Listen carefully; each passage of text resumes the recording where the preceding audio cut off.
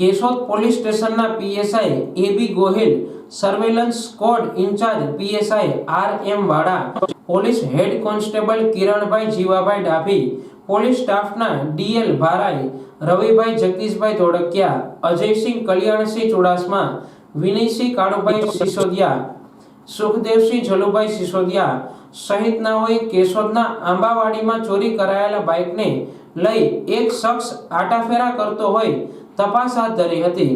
તે સમય દરમિયાન બાતમી સ્થળે બાઇક સાથે એક શખ્સની પૂછપરછ હાથ ધરવામાં આવી હતી અને ગુજકોપની મદદથી ચેસિસ અને એન્જિન નંબરના આધારે GJ11 BA 9732 નંબરની બાઇકની જાણકારી મેળવતા બાઇક ચોરી થયાનું જાણવા મળ્યું હતું।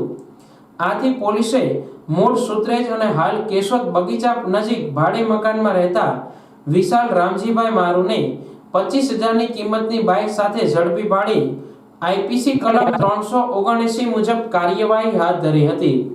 આપને જણાવી દઈએ કે થોડા દિવસો પહેલા આ શખ્સ કેશોદમાંથી ચોરી થયેલી બાઇક સાથે જૂનાગઢ ઝાંઝરડા ચોકડીએથી ઝડપાયો હતો।